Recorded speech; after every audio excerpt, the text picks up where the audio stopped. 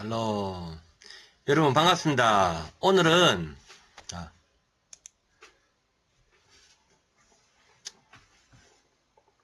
여러분 반갑습니다. 이승만의 분노, 건국전쟁 정말 지금 핫하죠. 예, 이승만의 분노 지난 1강을 하고 2강에 생각보다 반응이 좋은 것 같아요. 왕정에 대한 분노, 왕정에 대한 분노가 오늘 두 번째로 마무리 지으려고 합니다. 진정한 개혁 실천가 만민 공동의 지도자였습니다. 이승만은 개화파의 본거지였던 독립협회에서 활동했습니다. 독립협회 주체로 우리나라 최초의 대중집회가 열렸습니다. 오늘날의 광화문 광장이라고 이승만 광장에 시초가 됩니다. 독립신문 1899년 3월에 집회 1만 명이 넘는다는 사람이 모였어요. 그럼 이때 만민공동회라 불렸습니다. 만민공동회 때 이승만이가 22살이었는데 규탄 연설을 했습니다. 집회 결과 러시아 정부는 군사고문, 재정고문을 철수를 결정을 하게 되고요. 한은행도 철폐한다는 발표를 합니다. 만민공동회에서 이승만은 강조했던 것이 국권 수호와 국정개혁을 얘기했습니다. 조병식을 비롯한 수구파 세력은 황국협회를 선동해 독립협회를 공격을 했습니다. 용산에서 독립협회 김덕구가 피살되고 고종은 시위대를 달래기 위해서 독립협회 회원을 상당수 의원으로 등용 시 이승만도 의관에 등용이 됩니다. 독립협회 일원 중 갑신정변 일으킨 박형호 때문에 고종을 붕괴하여 이승만은 중추원 의관에서 파멸되고, 그 당시에 그 독립협회 활동에서 모든 사람들이 다 파직되고요. 또 고종 폐위 운동과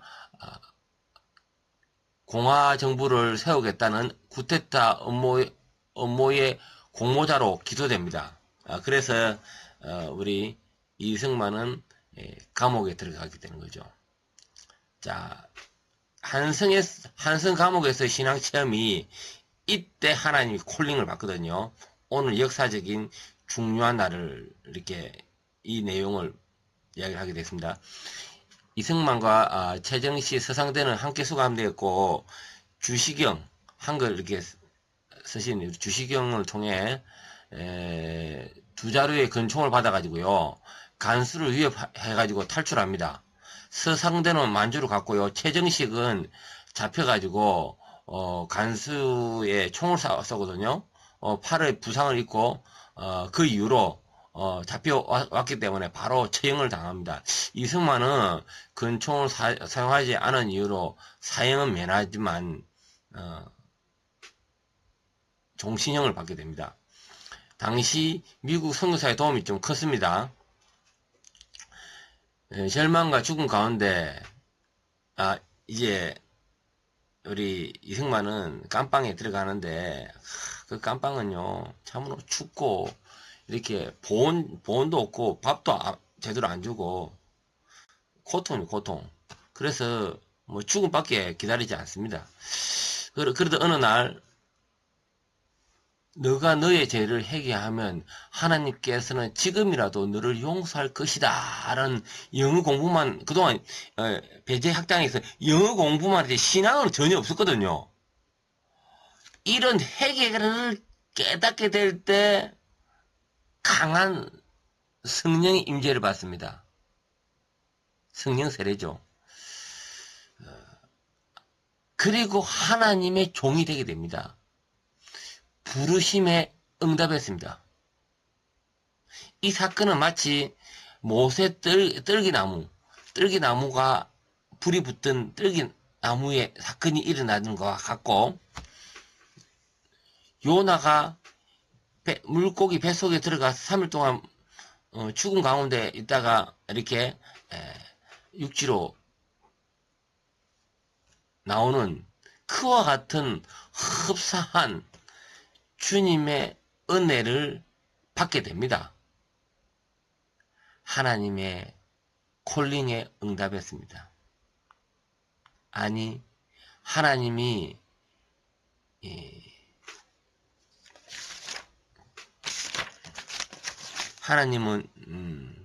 하나님의 역사는요, 하나님의 사람으로 사용됩니다.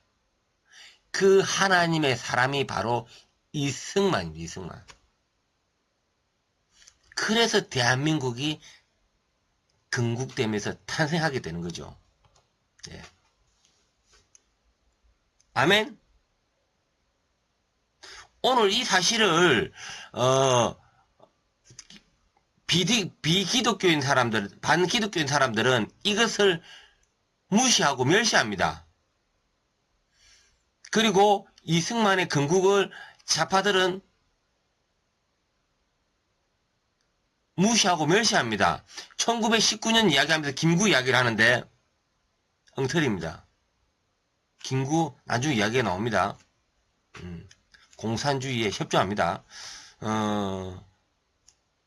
철저하게 하나님의 부름을 받았습니다. 예, 계속 이어지겠습니다. 이승만은 사전 편찬 작업 중 영한 사전이 필요하겠다. 이 시대를 살려면은 영한 사전이 필요하겠다 생각해서 사전 편찬을 하다가 중단합니다. 왜냐하면 러일 전쟁이 발발합니다. 러일이 발발해서 독립정신이라는 책을 쓰게 됩니다. 왜? 전 세계가 이렇게 흘러가니까 대한민국은 조선은 앞으로 어떻게 해야 할까? 이것을 갑자기 하나님께서 영감 가운데 글을 쓰게 됩니다. 몇 달간에 탈고하게 됩니다. 내용은 조선을 멸망하지 않으려면 미국을 모델로 한 문명 개화를 통해 부국 강병을 일으켜야 한다는 것이다. 이것이 이 주제로 가지고 사실 이승만은 박사 논문을 쓰게 됩니다. 나중에 뒤에 다시 한번 더 이야기할게요. 정통적인 독립국인 청, 그 당시 중국을 청이거든요. 청은 세했고 러시아, 일본은 한반도에 대한 영토적 야심을 가지고 있어 경계의 대상이나 미국은 조선에 대한 영토적 야심이 없는 나라이면서 국민 주권의 민주주의 국가라는 것에 매력을 느낀 겁니다. 자, 대한민국 지도를 한번 생각해 보세요. 미국은 저 멀리 있는 나라입니다. 바로 위에 보겠습니다. 중국, 러시아, 바로 밑에는 일본. 근처에 있는 나라들이 이렇게 나라를 잡아먹고 이렇게 하는 경계의 나라에 대해서 영토적 야심이 있지만은 미국은 민주주의를 가진 나라로서의 영토적 야심이 없다라는 것을 알게 되고 이거를 독립정신의 책의 내용을 기록합니다. 자, 그 내용에 대해 또 좀 구체적으로 더 내려가 볼게요. 한국이 독립을 유지 발전을 위해서는 첫째로 정치 제도를 개선해야 된다. 전제군주 제도를 일본식이나 영국식의 입헌군주제로 바꿔야 하고, 물론 이것들이 나중에는 이제 민주주의로 이제 더 발전하게 됩니다. 국가의 지도자를 또 바꿔야 되고요. 선거에서 바꿔야 되죠. 또 미국과 영국을 포문을 삼아 하루빨리 대외 개방 정책으로 문호를 개방해야 하고요. 경제적으로 상업과 공업과 무역을 활발한 나라로 곧 활발한 나라로 국가 체제를 바꿔야 한다고 주장했다. 지금 이게 바로 자유시장 경제입니다. 탈구한 지 6년 뒤에 미국에서 출간하게 되고요. 이후에 이승만은 기독교 입국론, 이것이 기독교 입국론이 되게 되었습니다.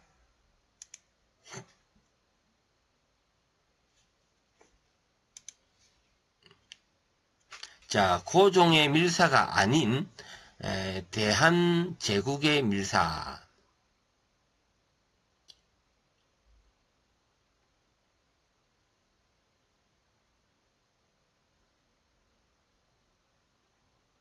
이승만은 선교사의 도움을 받아 감옥에서 풀려났고요. 1896년 아간파천 이후 조선은 러시아의 우호적이었는데 상대적으로 일본의 영향력이 약화되었습니다. 네. 감방에서 나와보니까 좀 바뀌었습니다. 미국 선교사에 강하게 근유해가지고 미국행을 결심하게 됩니다. 대한민국은 제1차 한일협약으로 사실상 일본에 넘어간 상태였다. 고종은 1882년 조미수호 통상의 조약에 조선이 제3국으로부터 부당한 침략을 받았을 경우 미국은 즉각 개입하여 거중 조정을 함으로써 조선의 안전 보장을 한다는 조항을 근거로 미국 도움을 요청하려 했습니다. 고종의 밀사가 이승만을 만나려고 했는데 이승만은 이 고종의 무능력함을 싫어했습니다. 그래서 거절하니까 대신 나라를 생각해 보니까 법무부 장관이죠. 민영환과 참정 대신 한규설의 요청을 받아 황제의 밀사가 아닌 정부의 밀사로 떠나게 됩니다. 네.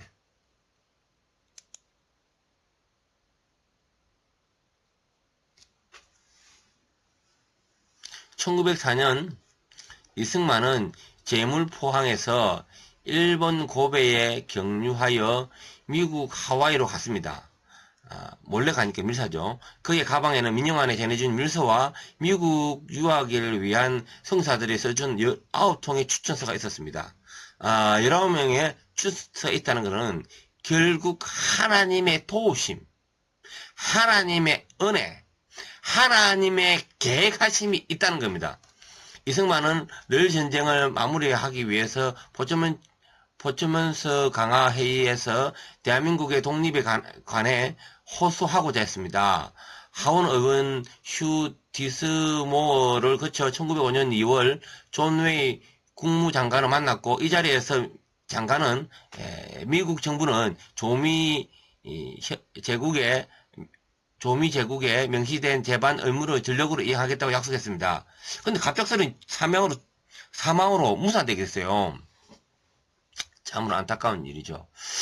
르 전쟁에서 러시아가 일본의 배상금을 지불하는 대신 일본이 한국을 지배하는 것에 대해 러시아가 간섭하지 않겠다고 밀약이 있었습니다. 이 밀약. 미국은 이른바 가스라 테프트 밀약에 추인한 상태였습니다. 한마디로 그 밀약에 사인해 줬습니다. 근데 이때 루즈벨트 대통령은 이승만을 만나가지고 내가 너희들 도와줄까 하면서 이는 도와줬구마 이런 제스처를 하게 됩니다. 근데 그 제스처를 하기 이전에 이런 밀약이 다 있었습니다. 그래서 결국 우리나라의 독립을 방관하게 됩니다. 미국이. 네. 이때 이제 사실 이승만은 이 사실을 몰랐어요. 대한제국공사 김윤정은 나라를 팔아먹은 놈인데 김윤정은 이미 조선 멸망을 예상하고 일본 공사관과 내통하고 이승만의 청원서를 미 국무부에 전달하지 않았습니다. 그때 이승만하고 윤 목사님 한 분 계시는데 같이 간신히 만나서 이렇게 그 청원서를 만들었습니다. 만들어서 국무 전달해야 되는데 전달하지 않았습니다. 그 대가로 일본으로부터 한국에 돌아와 김윤정은 도지사로 임명되었습니다. 이승만의 대미 외교 실패는 직접적인 원인은 아니었지만은 조선 왕실의 관료들이 부패하고 무능한 정부의 실태를 나타나는 이 사건이 되게 되었습니다. 결국 을사조약으로 대한제국의 외교권을 박탈당하게 됩니다. 그래서 이 조약으로 대한제국은 일본으로부터 보호받는 일본 보호국이지 실은 일본의 식민지가 되었던 겁니다. 이래서 민영화는 자결하게 되고요. 이승만은 한물 동안 통곡하게 되었습니다. 이것이 이승만이 왕실에 대한 분노입니다. 이때 그 훗날 루즈벨트 대통령에 대한 외교에 대해서 쓰라린 그 느낌을 우리 이승만은 받았습니다. 그래서 훗날에 한미동맹은 사실 있을 수 없는 외교거든요. 나중에 뒤에 가서 더 보겠습니다. 있을 수 없는 외교, 외교를 하게 되고, 또, 이승만은, 다시 귀국하지 아니하고, 우리 선교사들의 경고에 의해서, 신학을 뛰어넘어, 국제법, 국제외교, 이 분야에서 박사가 되게 됩니다. 왜? 이 지식이 있어야지, 이 세상이, 어떻게 흘러가고, 그에 대해서, 조치를 할 수 있겠더라. 그래서, 그는, 일본한테 나라를 빼앗김으로 인해서, 일본의 식민지가 됨으로 인해서 그는 독립운동가가 되었고요. 이 독립운동가는 비폭력 저항운동, 외교 독립 투쟁을 하게 됩니다. 그런 특별한 거는요, 비폭력 저항 운동을 했습니다. 그런데 폭력 저항 운동하는 사람하고 관계를 끊었거든요. 그래서 우리가 지금 이 독립운동가다, 이승만은 독립운동가다에 대해서 자파나 편애한 사람들은 그는 일제 앞잡이다 그런 이야기를 하는데 역사를 몰라서 그러는 이야기입니다. 예. 더 이승만에 대해서 더 진지하게 알아가고 역사적인 팩트 이 꼼꼼하게 사실 하기가 쉽지 않습니다. 왜냐 지금 교회 안에서도 이 이야기도 안 하고 이 공부를 안 가르치고요. 그리고 이 역사 왜곡된 역사에서도 이 진실을 말을 하지 아니하니까 촌놈 목사한테 이런 메시지를 전하게 되는 겁니다. 예, 여기까지 하고 마치겠습니다. 이상입니다.